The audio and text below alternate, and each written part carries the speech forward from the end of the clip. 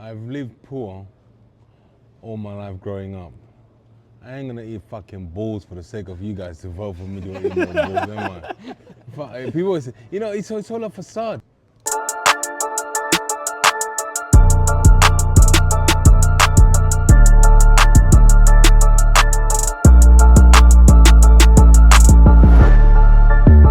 You all ready?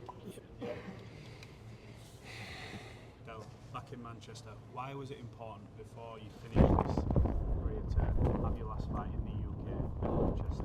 It's not in the UK, it's up north. Just when you keep asking, it's up north. But it's UK is north. Yeah, so no, but UK is north though. What's that? No, but let's get it right here. Yeah, you don't be like Talise on Big Brother and they say what's name of cities, name of cities in the UK. She goes you know, so don't be like that. How important was it for you to come back to Manchester? No, in the UK. Yeah. Listen, I love Birmingham. I love Manchester, Liverpool. But Liverpool is cold. You understand? And I like Glasgow and Wales. So it was either one of those two cities, couple cities, those 4 cities. But I wanted to come to Manchester because they got a new arena, the Co-op Arena. So I wanted to come here, and I was there. How emotional do you think you'll be on the night? I'm very emotional because, as I said before, I cried actually. You know, when Nicole showed me the poster, and I was like, oh Jesus. And then the funniest thing is that I was asleep, and then my 5-year-old comes in our bedroom at 3 o'clock or 1 o'clock, and then she wakes me up. She wakes her mother, goes, "Daddy's crying," and I'm crying while I'm asleep. So it was quite, and in the morning, they're like, "What are you crying for?" Like, it's just the last dance and stuff like that. So it's very emotional for me. You said you had a surprise. Do you have any hints on the surprise? Motherfucker, shit. That's why it's called a surprise. How you wanna ruin the surprise for? Shit. It's a surprise. That's why it's called a surprise.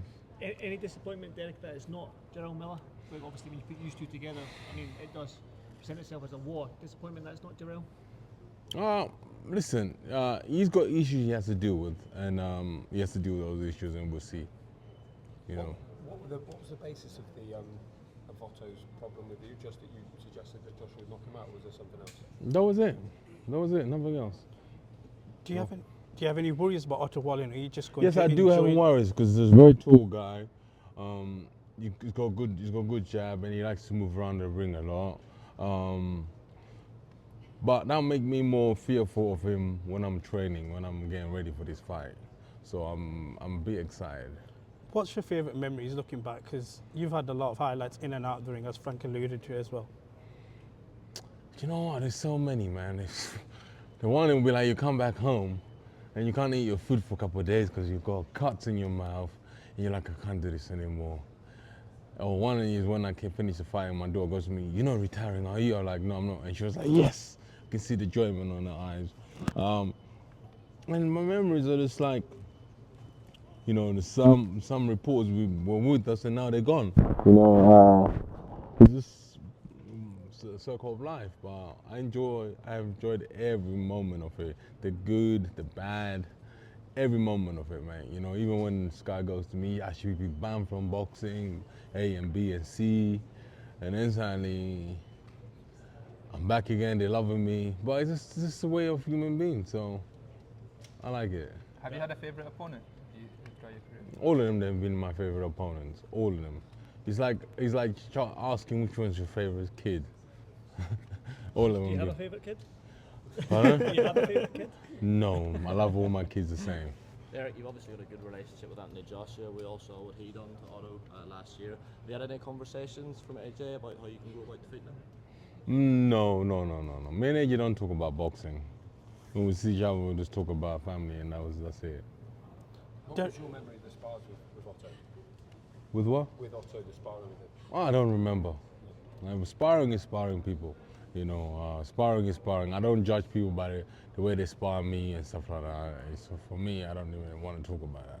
Del, obviously you've got a couple of fights left, but have you thought about what life will be like once you do hang the gloves up, or is that something that you haven't thought about yet? Do you know what you'll do once you do eventually call it a day? I am bringing out War on Pain. Which is Ah, you're interested now. War on Pain. I'm working on a strain of cannabis, which it's gonna. I'm working on it. I've been working on it for the last 2 years, so that's gonna be amazing. Derek, you said you were going to bring Dillian White One Energy to this fight. That's one of the best. Who the fights that- fuck are you? How the fuck you jump in the line? Just snuck in. It's not you can see That's him one and of kiss my ass. That's one of the Go. best fights that Manchester boxing has seen, and everyone still wants to see that trilogy. Is that a fight that you would like down the line, and what are you feeling towards Dylan? Right now, Dylan is fighting in Gibraltar. I don't think he's got a license to fight in United Kingdom right now.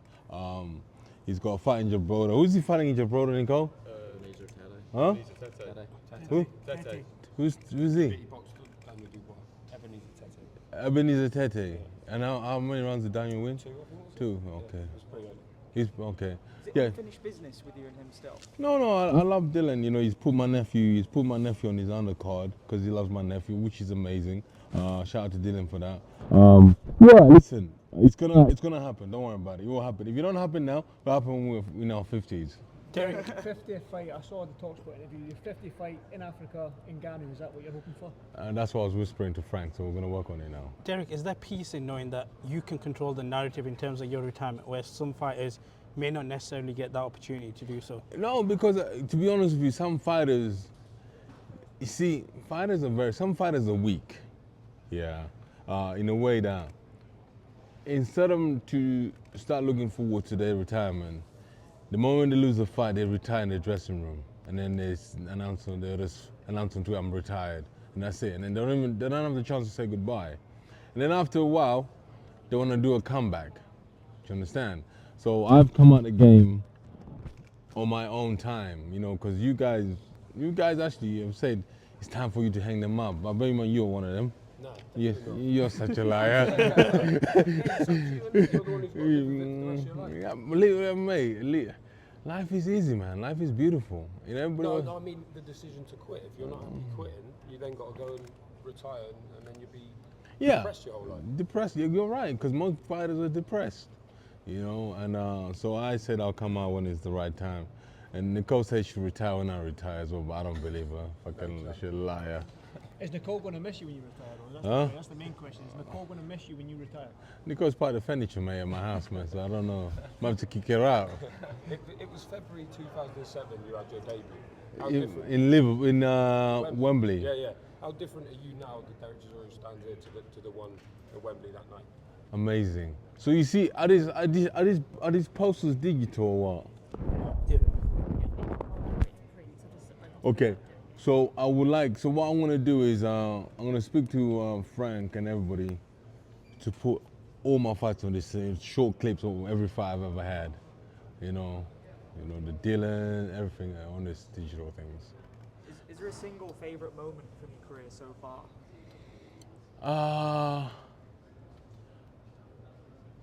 My favorite single moment so far is when we boxed in lockdown. That was amazing. You could hear the punch go poof, poof, poof. And you could hear. What was the build-up like for you during that, mentally? Man, it was alright, because I entertained myself. It was the only time I came out white. How different was it for you to fight with It was fucking great. I came out white for once, so I was happy, you know, joking. How did it feel? It felt great. I looked at my bank balance, it's still the same. Are we getting a special entrance then in Manchester? And anything you can share on that? Yeah. Surprise, bitch. I'm working on something. I'm working on it. I hope it comes through. If it don't come through, it was meant to be a surprise, but you know, me and my big mouth, they call me Big Mouth Derek. Don't ever tell me a fucking secret. You know, Nico's told me a couple of secrets, and I just started spreading the rumors. But I'm working on the Eagles to come and sing me out. Is there anyone that in the heavyweight division that you haven't? Huh?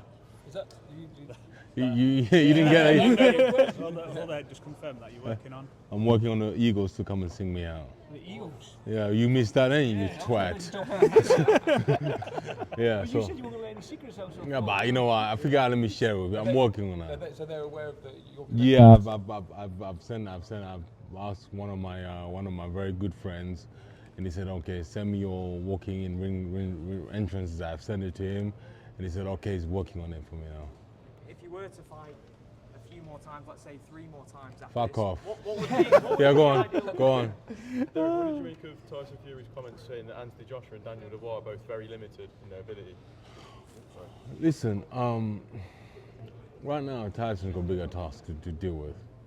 Do you remember, I think I got a clip actually. Do you remember when Anthony Joshua lost the belts to Usyk?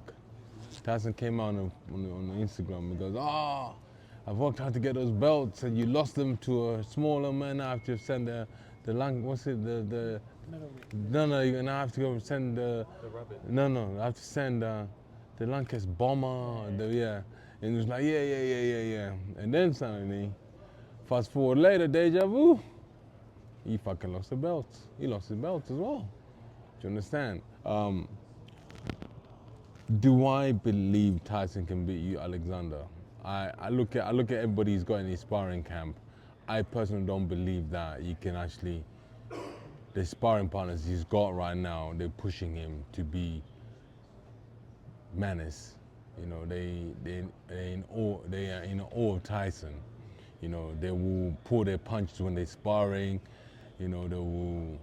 This is what I'm seeing from the things I see on Instagram. So, what I see, what Alexander's doing is totally different to what. Because I think Alexander's way is more like start fast and finish fast.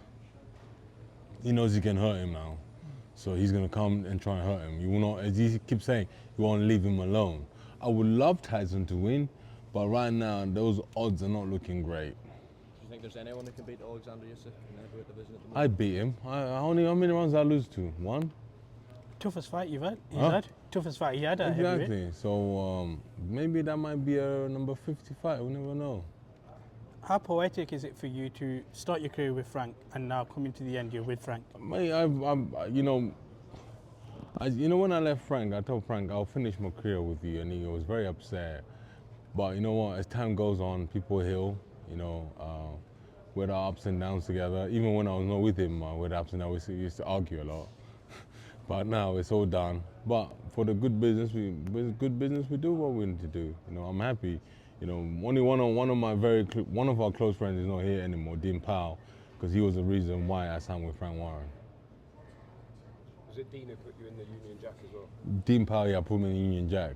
It was funny though, that story though. Yeah, go on. Nah, fuck off. It's a good story though. It's a good story though. Yeah. Del, you fought everyone in your career. I think you're one of the few fighters who can probably rest their head on the pillow at night knowing no regrets, did everything, and you've come out of it. I say no regrets, but I suppose from the horse's mouth. Is there anything you look back on now and go, I wish I did that? No. I'm just upset though because when I boxed in Finland, I tell you 2 things that upset me in the boxing game. The Finland fight, yeah. But before the Finland fight, I was mandatory for the silver WBC, yeah. And then I had this guy called Steve Goodwin managing me, yeah. Steve Goodwin decided to call me up, say, I can get you to fight for the European title, A and B. I'm like, no. He goes, yeah, fight for the European title. Knowing that he's done a back deal with Eddie for me to say I'll fight for the European title, and then he can drop me off to Europe for the WBC and then give my WBC to Dylan. Do you understand? And then and he kept on like, nah, I want to go for the silver. He goes, no, go for the European, it's better. And I did that, and the moment I say yes, an hour later, I see Dylan announcing he's fighting Robert Elenius for the silver belt. So that kind of pissed me off, and I'm still looking for that prick. If I see him, I swear to God, I'm gonna fuck him up. Steve Goodwin, if I see you, you are fucked. I might fuck his daughter for the sake of it. Derek, I just want to ask something away from boxing. you've seen guys like David here, Tony Bellew, I think Barry McGuigan's in the jungle right now. After retirement, if ITV ever approach you for that, would you ever go into the jungle? Fellas, let me tell you something. I've lived poor all my life growing up. I ain't gonna eat fucking balls for the sake of you guys to vote for me to eat more balls, am I? People say, you know, it's all a facade. Have you seen on TikTok that tribe in Africa when they like cooking by the fire and then the thing is just boiling and it takes it and it eats it? I'm like, fuck, I want to do that for and eating beans for what reason? Because I want to get for what? People telling me, oh, it'd be good for you. People connect with you and people do. I'm like, why do I need people to connect with me for while I eat this fucking rap and hang out with snakes? Fucking feel I hate snakes. You don't understand. I fucking hate snakes. What about if the pay is like really good? I take a shit sitting down and now I have to go fucking squat while I take a shit. Huh? I sleep on a nice bed and I have to go, but it don't make no sense. Why? Well, tell me why. Because you want to get more followers on your Instagram and TikTok? Huh? The only people who've done very well from this, yeah, is Marvin, yeah? Who was in there with Tony. Yeah, he's on Kiss now, his DJ is amazing. You know, James Haskell, he did okay. His DJing is a bit shit. I'll tell him when I see him. Who else?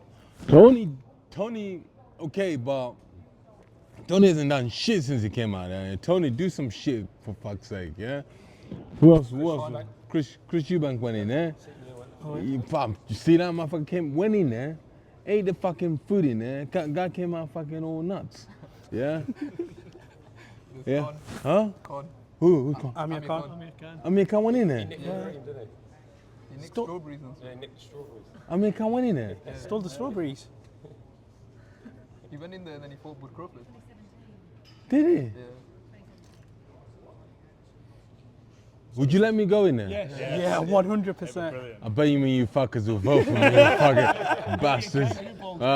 Mate, I'm telling you right now, I ain't fucking eating kangaroo balls, mate. Yeah. You're not a fan of the rice and beans diet? No, rice, bro, I grew up on fucking beans, bro. Why the fuck I want to go back in there and eat beans for the sake of it? For the sake of it. I grew up on fucking beans, bro. Mate, can you imagine? I can't imagine. How do you take a shit in that place? Can you imagine if you're on your downtime as a man? How you gonna stroke the muscle? How you gonna stroke it? I keep asking myself because I get this phone call. I'll be God on the truth. They phone me every time. We got your price for. I'm like, no, I'll take this cover. No, there's too much money. I'm like, I don't want it. And when I'm watching it this year, I'm like, where'd you get your one-on-one time? You know, because my testosterone's high. I need to stroke it. I'm like, you can't stroke it in the dungy because you got the fucking microphone. I'm like, what the fuck? No cream. Start a fire up. There's no cream there. You start a fire up in that motherfucker. There's fire in the dungy. It's just me. Fuck that. Fuck you guys. Derek.